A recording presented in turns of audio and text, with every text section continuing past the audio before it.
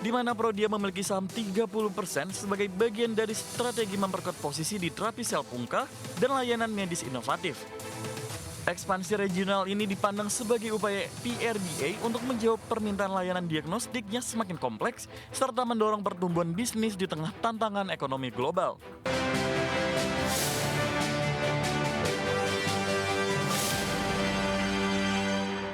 Emiten jaringan laboratorium layanan kesehatan terkemuka di Indonesia, Prodia Widya Husada, menyiapkan langkah strategis besar untuk tahun 2026.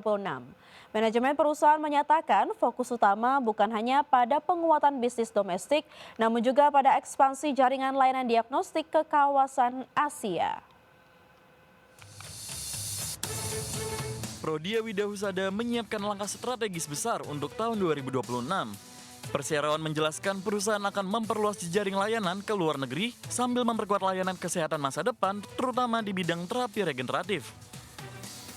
Langkah ini didukung oleh sinergi dengan PT Prodia Stem Cell Indonesia, di mana Prodia memiliki saham 30% sebagai bagian dari strategi memperkuat posisi di terapi sel pungkah dan layanan medis inovatif.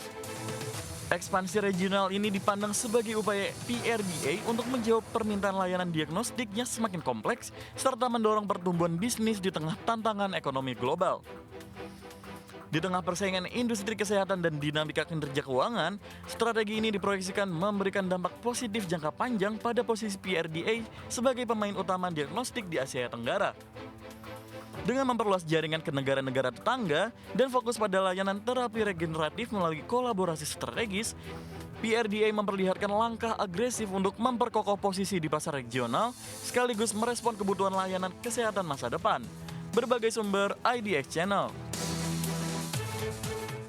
PT Telkom Indonesia Tbk terus menjalankan strategi korporasi untuk menjaga pertumbuhan bisnis di tengah tekanan industri teknologi komunikasi dan transformasi digital nasional.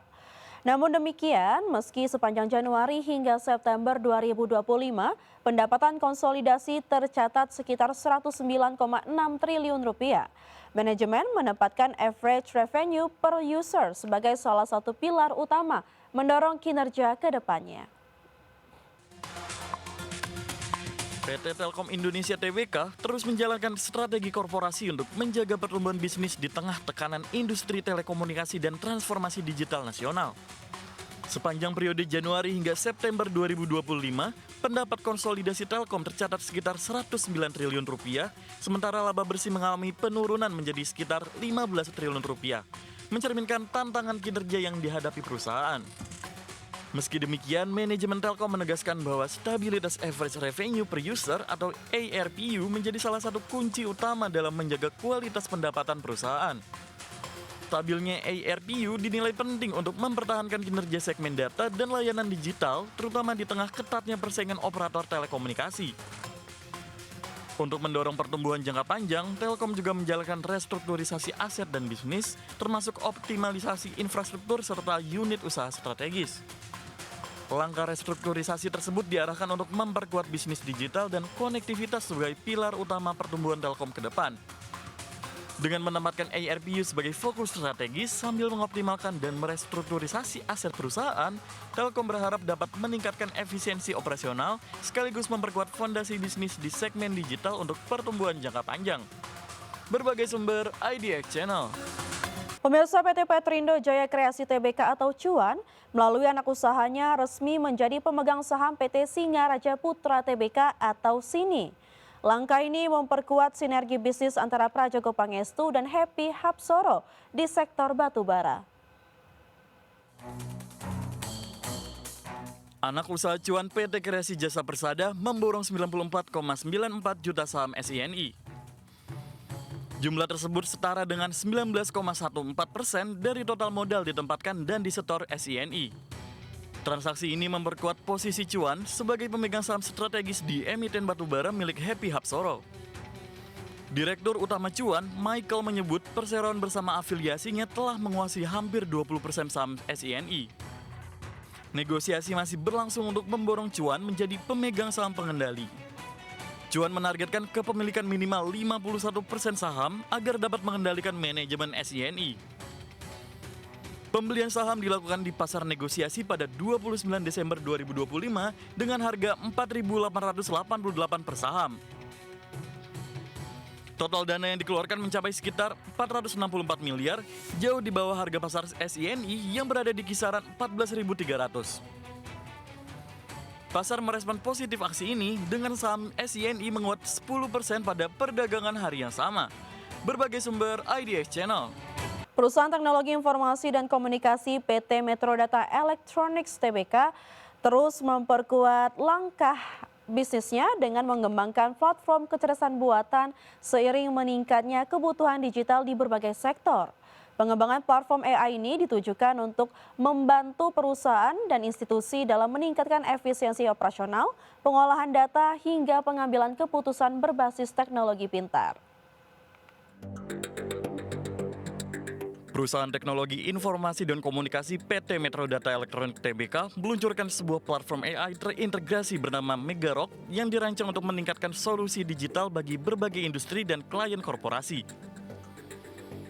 Strategi ini sejalan dengan peran Metrodata sebagai pemain kunci dalam transformasi digital nasional, menyediakan layanan solusi dan konsultasi TIK yang mencakup kecerdasan buatan, data, serta infrastruktur digital lainnya. Langkah Metrodata memperkuat layanan AI juga didukung oleh tren pertumbuhan unit bisnis solusi dan konsultasi yang menunjukkan kontribusi signifikan terhadap kinerja keseluruhan perusahaan di tengah landscape digital yang makin kompetitif. Langkah ini juga sejalan dengan strategi Metrodata yang fokus mengembangkan lini bisnis solusi dan konsultasi teknologi yang selama ini menjadi salah satu penopang pertumbuhan kinerja perusahaan. Dengan menghadirkan platform AI seperti Megarock, Metrodata berharap dapat memperluas daya saingnya dan mempercepat adopsi teknologi pintar di berbagai sektor industri, dari korporasi besar hingga pelaku usaha menengah.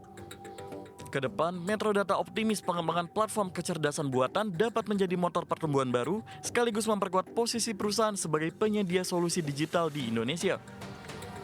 Berbagai sumber IDX Channel. Pemirsa, Institute for Development of Economics and Finance mencatat bahwa meskipun perekonomian telah mengalami pertumbuhan pasca pandemi, tetapi daya beli masyarakat di kalangan menengah masih mengalami tekanan. Direktur Kolaborasi Internasional Indef, Imanuddin Abdullah, menjelaskan bahwa keadaan itu tercermin dari produk domestik bruto dan PDB per kapita yang telah mengalami peningkatan, namun upah atau real wage masih tertahan. Imanuddin mengungkapkan pasar tenaga kerja di Indonesia juga belum seutuhnya kembali ke situasi yang lebih baik.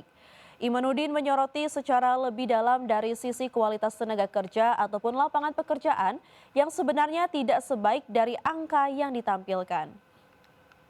Tenaga kerja ini belum seutuhnya kembali ke situasi yang lebih baik seperti itu. Memang satu sisi kalau kita bisa melihat pemerintah menyampaikan bahwa misalnya pengangguran terus mengalami penurunan, tapi kalau kita lihat sebenarnya ada kualitas tenaga kerja, kualitas lapangan pekerjaan yang sebenarnya tidak sebaik dari angka yang ditampilkan. Misalnya katakanlah kalau kita membagi antara pekerja penuh, pekerja paruh waktu, dan pekerja setengah pengangguran, kita bisa melihat bahwa justru pekerja penuh ini terus mengalami penurunan seperti itu ya. Tapi di saat yang bersamaan setengah pengangguran ini justru mengalami peningkatan. Artinya apa?